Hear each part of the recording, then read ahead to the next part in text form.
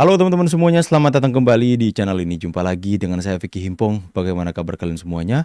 Aku berharap teman-teman semuanya selalu dalam keadaan yang sehat. Video kali ini kita akan bahas dulu seorang Menteri Keuangan yang lagi fenomenal hari ini. Siapa lagi? The one and only Pak Purbaya, teman-teman. Koboi kita yang hari ini membuat IMF bertekuk lutut. Wih, sekelas Dana Moneter Internasional bertekuk lutut di hadapan Purbaya, teman-teman. Keren banget Pak Purbaya. Sekelas World Bank Ciut, teman-teman. Supaya kalian semua nggak lama-lama penasaran, kita saksikan sama-sama berita pembahasan yang hari ini sudah menjadi konsumsi publik, beredar viral di sosial media maupun media mainstream. Kita sama-sama saksikan. Guys, World Bank resmi minta maaf ya sama Indonesia. Jadi dia minta maaf nih sama Menteri Keuangan kita Purbaya. Dan bukan cuma World Bank, ada lagi nih lembaga yang namanya IMF. Lembaga yang hobinya menghancurkan negara-negara berkembang ini. Ternyata udah bilang ya, proyeksi ekonomi mereka itu salah terkait Indonesia. Yang kata mereka mungkin bakal bubar. Bahkan Indonesia sampai dipuji sebagai bright spot. Sebenarnya apa nih yang terjadi guys? Kok tiba-tiba lembaga dunia ini balik kanan ya 180 derajat begitu Purbaya terbang ke sana meeting sama investor-investor besar di luar negeri. Dan tiba-tiba proyeksi ekonomi Indonesia langsung jadi berubah nih. Ada apa sebenarnya guys? Penasaran gak lu? Apa sih yang terjadi di luar sana guys? So kalau penasaran jangan skip video ini. Let's check this out.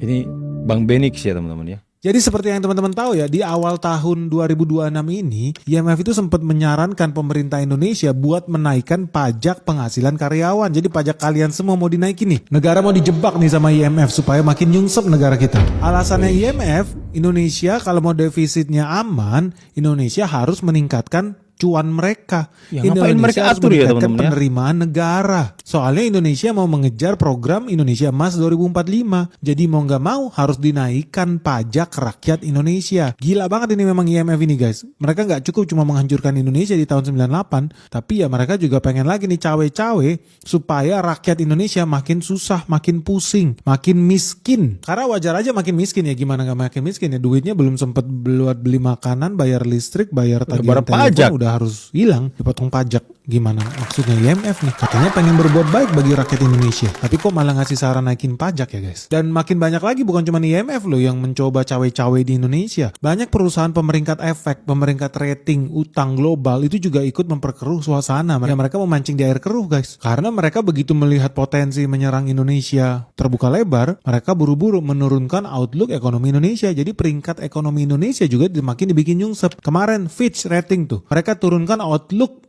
Indonesia jadi negatif. Menurut mereka itu karena beban program MBG. Menurut Fitch Rating. Terus S&P juga bilang peringkat utang Indonesia itu ada di level BBB. Jadi menurut mereka Indonesia ini ekonominya ada peluang tertekan. Apalagi kalau terjadi konflik berkepanjangan di Hormuz di Timur Tengah yang akan mengganggu pasar energi dunia. Jadi dari sini teman-teman gak usah heran ya. Memang orang asing ini gak ada yang pengen lihat Indonesia tambah maju. Mereka pengen Indonesia jadi budak mereka. So mereka kompak menghancurkan, menyebarkan hoax, menghina-hina negara kita sendiri supaya makin banyak investor yang takut. Jadi nggak usah heran juga kalau Bank Dunia, World Bank juga ikut-ikutan. Mereka lantas buru-buru nih mangkas pertumbuhan ekonomi Indonesia. Tadinya di atas 5%, sekarang tinggal 4,7% di tahun 2026 versi Bank Dunia. Karena menurut mereka ekonomi Indonesia diproyeksikan melambat tahun ini karena lagi-lagi ya, karena adanya kenaikan harga minyak. Jadi World Bank bilang ekonomi Indonesia bakal nyungsep guys. Nah itu semua yang dilakukan oleh para pemain dunia guys. Elit global itu berlomba-lomba hancurin kita. So ketika Bank Dunia kasih berita hoax di tanggal 9 April 2026, ya syukur banget lah kita punya menteri yang cukup gesit lah. Dia langsung berangkat guys. Keren. Berangkat sama siapa? Dia ketemu investor global. Jadi Purbaya langsung terbang pergi ke luar negeri, ketemu sama BlackRock, investor-investor global itulah, dan dia langsung memberikan data yang ternyata membuat mereka kaget. Loh, ternyata Indonesia baik-baik saja. Banyak orang yang bilang Indonesia ekonominya bakal nyungsep ke 4%. Faktanya tidak. Ekonomi Indonesia bahkan bisa tumbuh di atas 5,3%. Dan itu bakal kita lihat dari data kuartal 1 nanti guys, sebentar lagi bakal keluar. Nah, ketika itu terjadi, apa yang terjadi selanjutnya? Lo harusnya tahu ya, akan makin banyak dana-dana asing yang masuk ke Indonesia, investor asing bakal banyak yang masuk ke Indonesia. So nggak heran ketika keren. kemarin tanggal 14 April Purbaya terbang juga nih ke Amerika Serikat, ketemu sama orang IMF, World Bank. Dia mau nanya, langsung konfrontasi langsung. Ini bukan bekicot nih, ternyata si Purbaya ada nyali ya. Langsung dia Langsung didatengin ke sana loh. Wih, luar biasa Pak Purbaya. hadepin bos-bosnya IMF World Bank. Lu maksud lu apa lu? Kok tiba-tiba lu nyebarin hoax lu, sentimen negatif lu tentang Indonesia? Emang Apa koboi yang kita terjadi? teman-teman ya. Ternyata di situ di IMF World Bank itu ya mereka mungkin terima data palsu, data hoax tentang Indonesia yang selama ini data mungkin mereka palsu. dapat dari para pengkhianat bangsa, guys. Dan ketika mereka dapat report yang sebenarnya tentang ekonomi kita, mereka minta maaf. Ternyata maaf. proyeksi ekonomi mereka salah. Ternyata kondisi fundamental ekonomi saat ini Indonesia ya masih tergolong kuat, guys. Dan kalaupun ada tekanan ya terhadap pertumbuhan ekonomi Indonesia ya mayoritas itu karena faktor global lah. Contoh geopolitik, kebijakan moneter kita kayak Dracula. Terus banyak noise di pasar kita yang isinya mungkin berita hoax juga, guys. Meskipun sebetulnya secara fundamental ya kita kuat. So akhirnya ternyata ya mereka merevisi lah penilaian mereka tentang Indonesia. World Bank, Direvisi S&P. Ternyata ya mereka puas loh dengan strategi fiskalnya Indonesia. Jadi S&P pun tadinya mau bikin rating kita tambah nyungsep. Sekarang mereka mau berpikir untuk mempertahankan rating kita di triple B. Dan World Bank moga-moga mereka segera tobat ya, nggak kebanyakan minum baygon juga supaya tambah waras. Kenapa mereka harusnya tambah waras? Ya soalnya setelah dikasih data itu ya IMF langsung banting setir, guys. Dia langsung muji-muji Indonesia. Katanya Indonesia masuk dalam bright spot. Indonesia di dalam ekonomi global jadi sorotan. Karena ternyata menjadi bintang yang terang, bro. Kenapa bisa Indonesia jadi cahaya ya di tengah gunjang-ganjing ekonomi global, guys? Lu harus tahu juga. Kenapa? Sebetulnya ada 4 alasan sih, guys, yang kita bisa lihat kenapa elit global akhirnya mau nggak mau ya ngaku mereka itu sengaja tebarin hoax. Mereka itu terpaksa harus mengakui Indonesia ya oke. Pertama, lu ngomong pertumbuhan ekonomi. Versi World Bank itu 4,7%. Versi World Bank, lu tahu lah salesnya World Bank ini. Ternyata setelah meeting revisi, IMF sampai bilang ekonomi Indonesia kemungkinan besar di atas 5%. IMF. So, gue sendiri pun yakin ya kalau kita bisa benerin tuh banyak program-program kita yang bocor tuh, si BGN tuh beli kaos kaki lah, beli laptop lah kagak jelas. Itu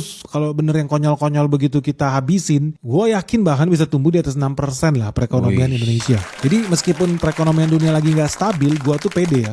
Kita itu masih punya peluang untuk tumbuh di atas 5% bahkan, melebihi ekspektasinya IMF. Yang kedua, gue mau ngobrol soal inflasi. Inflasi Indonesia itu masih aman lah, masih terkendali. Tapi harus hati-hati, ada jebakan juga dari Hormuz itu. Per bulan Maret kemarin, per bulan Maret 2026 ya, inflasi kita itu turun ke 3,4%, guys. Sebelumnya 4,7%. Jadi bisa dibilang ya inflasi masih terkendali. Kenapa bisa terkendali? Karena meskipun Hormuz itu bikin krisis, harga bensin naik di mana-mana, tapi di Indonesia khususnya, lu tahu orang Indonesia hobinya minum Pertalite ya. Harga Pertalite kagak naik-naik di Indonesia. Jadi bisa dibilang tekanan harga itu bisa diredam. Nah, sampai seberapa lama kita bisa menahan serangan ini? Tunggu dulu, karena sektor industri udah menjerit juga. Solar udah naik ke 30.000 perak per liternya. So, jadi menarik nih kalau kita melihat situasi khususnya inflasi ya dalam beberapa bulan ke depan. Apakah kita masih bisa menyerap tuh dampak konflik yang terjadi di Hormuz? Let's see. Nah, yang ketiga, guys, dari cadangan devisa, kita hari ini posisi kita cukup bagus loh. Lu tahu nggak, waktu kemarin terjadi krisis COVID tahun 2020, cadangan devisa Indonesia itu cuma 120 miliar dolar, guys. Nah, hari ini meskipun ada krisis di Hormuz, cadangan devisa kita ternyata lebih besar dibandingkan 2020. Hari ini cadangan devisa kita itu sampai 148 miliar dolar. Keren. Dan ini udah cukup nih buat impor Indonesia selama 6 bulan ke depan. At least kita selamat nih. Wes, kita memang butuh orang seperti Purbaya yang lain di pemerintahan kita. Pak Purbaya keren parah ya. Ini baru bilang the real cowboy from Indonesia. Wih, kalian bayangin nih teman-teman ya, IMF, World Bank, ya mereka kemakan hoax sama pengkhianat-pengkhianat bangsa nih. Mereka mengatakan Indonesia perekonomiannya itu akan anjlok sampai ke 4%. Mereka makan tuh berita-berita hoax dari pengkhianat-pengkhianat bangsa. Didatengin sama Pak Purbaya. Hei, Tommy. Lo dengar kabar dari mana? Kalian tahu kan gaya bicaranya Pak Purbaya?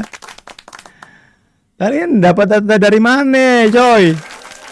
Indonesia ini akan anjlok perekonomian. Dibawalah data-data ke sana, didatangin langsung. Ini baru bilang koboi.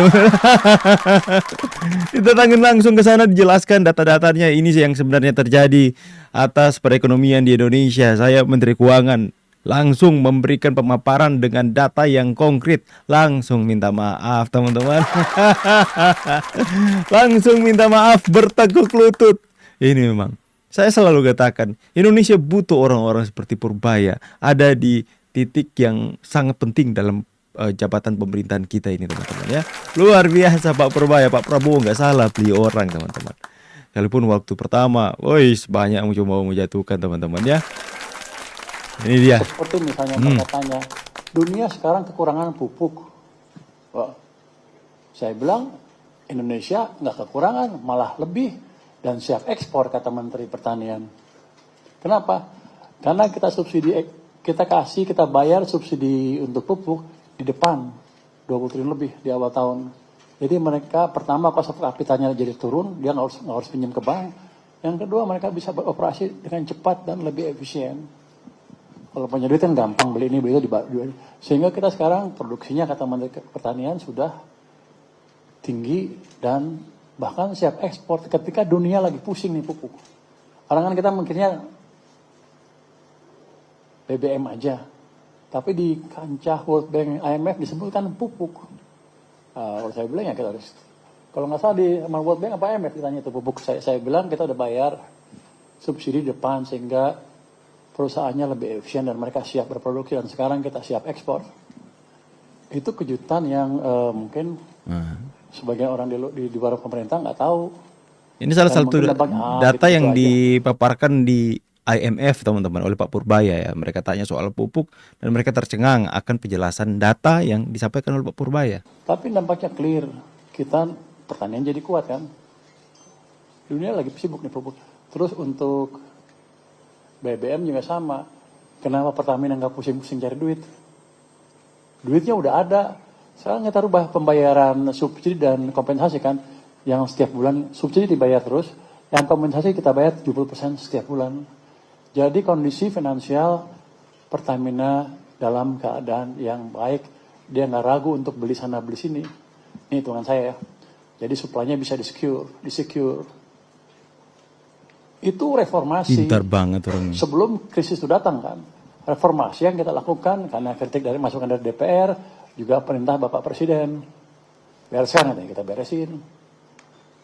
Jadi jangan dianggap pemerintah nggak ngapain. Kita kuat karena kebetulan. Enggak. Terus untuk daya tahan energi juga apa? Kita punya B40, dinaikin ke B50. Jadi lebih kuat. Anda udah lihat kan Pak laporan JP Morgan, kita nomor 3 ya. Itu bukan saya yang bukan orang Indonesia yang bikin, orang asing yang bikin. Bahkan ada laporan dari ADB itu nggak dipublish.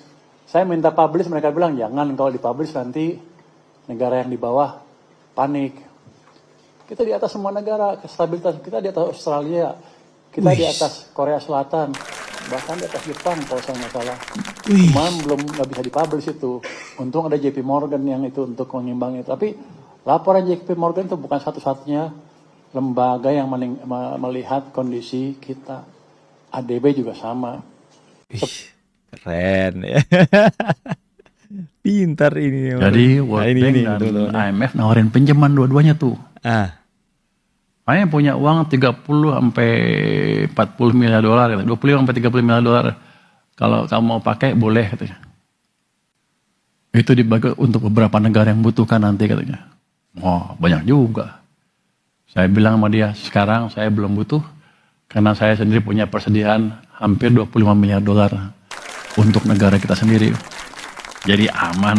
Wah, mukanya asem. Karena dia nggak bisa minjemin duit, nggak bisa dapat bunga tuh mereka tuh.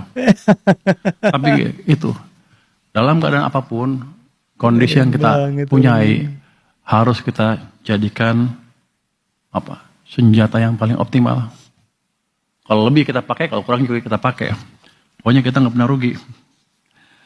Jadi kita desain kebijakan dengan baik, kita hitung dampaknya bukan kira-kira.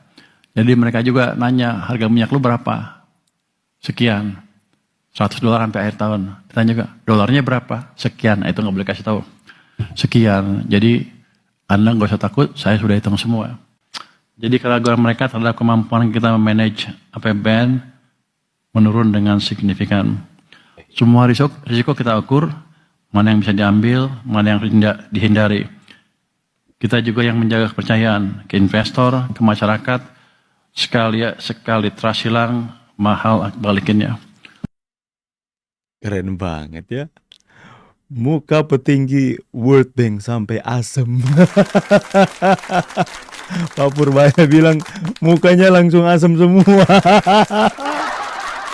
Ya, mereka nih mau mencari keuntungan lewat bunga nih dari Indonesia dengan menawarkan pinjaman 30 miliar dolar. Wih, setara berapa ratus triliun ya teman-teman ya? Sekitar 500 triliun atau berapa teman-teman?